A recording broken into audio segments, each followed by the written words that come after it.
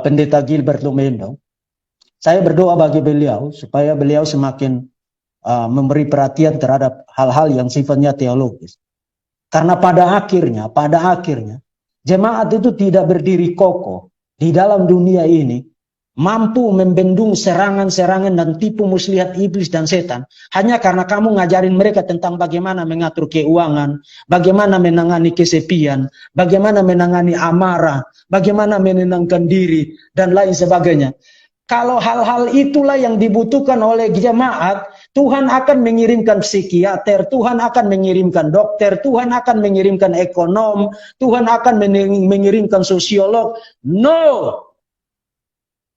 Kebutuhan fundamental orang-orang adalah Savior, juru selamat. Juru selamat dari apa? Juru selamat dari dosa. Kenapa juru selamat dari dosa? Karena tidak ada orang yang bisa menyelamatkan dirinya dari dosa dan kutuk dosa. Dan yang menyelamatkan mereka adalah Allah Tritunggal. Jadi kalau kamu memakai waktumu untuk berkhotbah, 30 tahun kamu jadi pendeta dan 20 tahun kamu berkhotbah tentang kesepian, tentang kekhawatiran, mengelola keuangan, mengurus anak-anak dan lain sebagainya.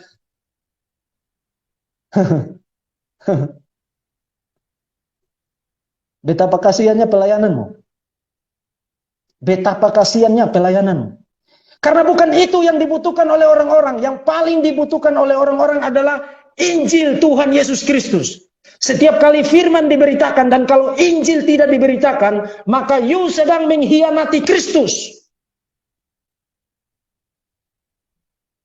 Injil harus diberitakan.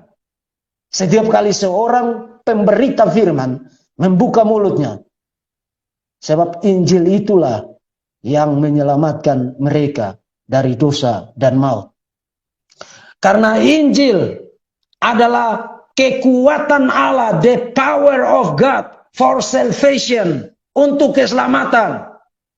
Mereka hari ini bisa menangani kekhawatiran mereka, bukan berarti minggu depan mereka tidak khawatir lagi.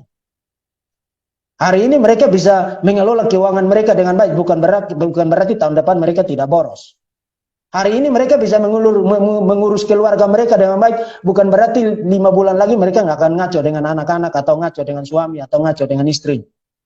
Jadi you memberi perhatian untuk hal-hal yang remeh-temeh di dalam kehidupan orang ketika substansi kebutuhan fundamental dari orang-orang untuk mereka dengar dari mimbar tentang keseriusan, maha seriusnya dosa dan tentang kebutuhan terbesar dari manusia akan kasih karunia Tuhan, anugerah Tuhan di dalam Yesus Kristus yang diterima melalui pekerjaan Roh Kudus, karya Allah Tritunggal bagi hidup dan keselamatan mereka. Kalau itu tidak engkau beritakan setiap kali engkau membuka mulutmu di atas mimbar, engkau adalah pengkhianat Kristus. Engkau adalah pengkhianat Kristus. Dan Kristus tanpa Bapa, Kristus tanpa Roh Kudus adalah Kristus yang lain. Dan Kristus yang lain tidak menyelamatkan. Tidak menyelamatkan.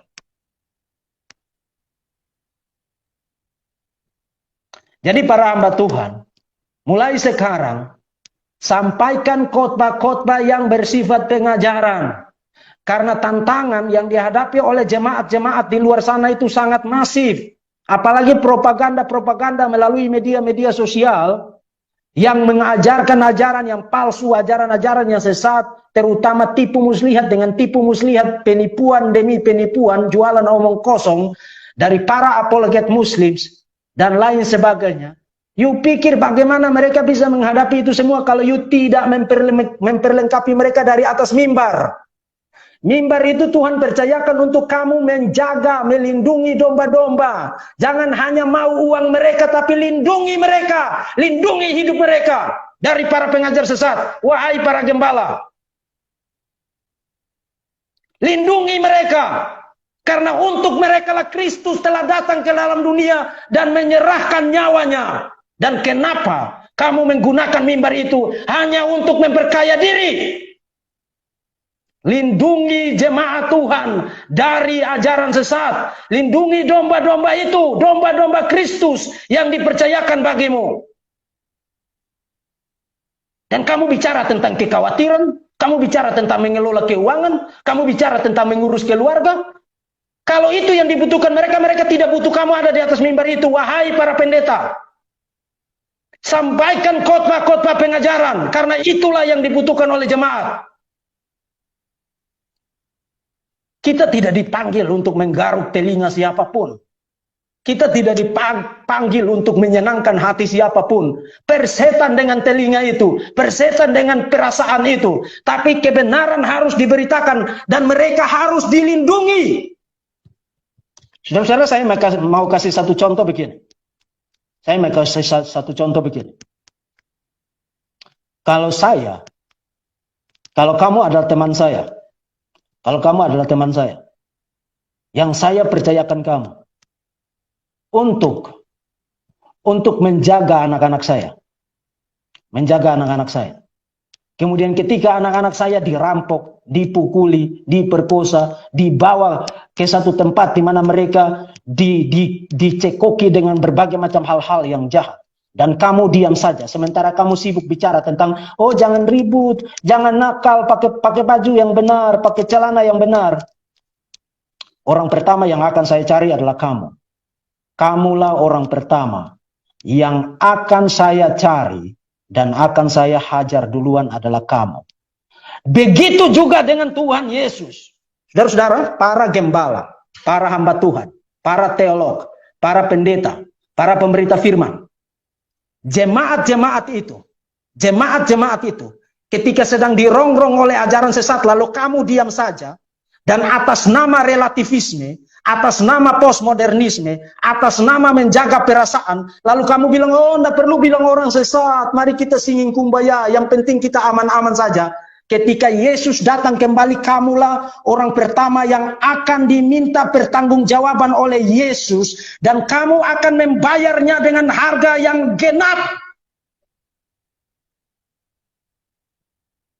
Kamu pikir ini soal perasaanmu? Kamu pikir ini soal kenyamananmu? Kamu pikir ini soal zona nyaman supaya kita tidak usah ribut? No, ini soal pengantin Kristus yang dibeli dengan harga yang mahal. Darah anak domba Allah tercurah di atas Kalvari, mati secara memalukan dan hina, dan dipercayakan untuk digembalakan oleh kamu, dan kamu sibuk bicara tentang hal remeh-temeh. Kemudian mereka membeli doktrin di Facebook, membeli doktrin di YouTube, membeli doktrin di media-media sosial, dan mereka mempercayai hal-hal yang absurd, hal-hal yang salah, hal-hal yang menyesatkan mengenai Tuhan, dan kamu bilang mari kita tidak usah menyinggung perasaan mereka.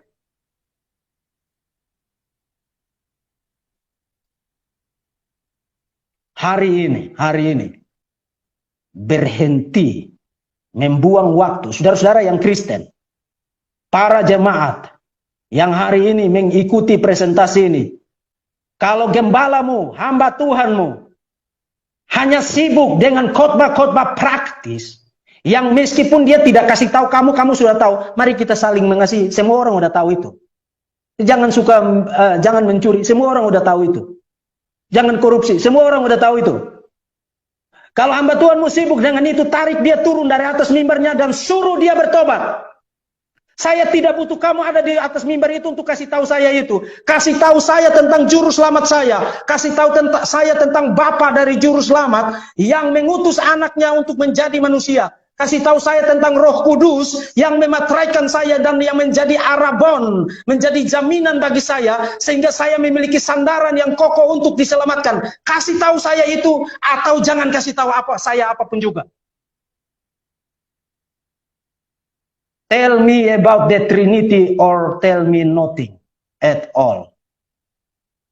Kasih tahu saya tentang Tuhan saya, atau jangan kasih tahu saya tentang apapun juga.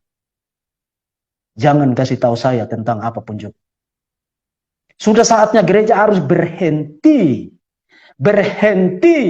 menggaruk telinga orang-orang dengan khotbah-khotbah yang dangdut, yang praktis-praktis itu dan yang lain sebagainya. Saya tidak bilang itu tidak penting. Saya tidak bilang itu tidak penting. Tapi pengajaran yang sehat adalah sesuatu yang harus menjadi fundamental di dalam khotbah, di dalam pengajaran yang dikemukakan dari atas mimbar. Saudara-saudara, tadi malam saya quote bagi saudara Roma pasal 16 ayat 11 ketika Paulus berkata, yang menimbulkan perpecahan itu bukan ajaran yang sehat.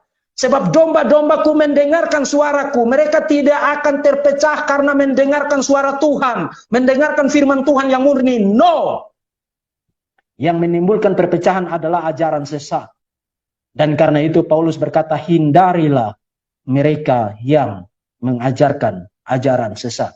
Jangan menjual hidupmu, menjual nasib kekekalanmu untuk satu mangkuk basi bernama Wanes Pentakostalis.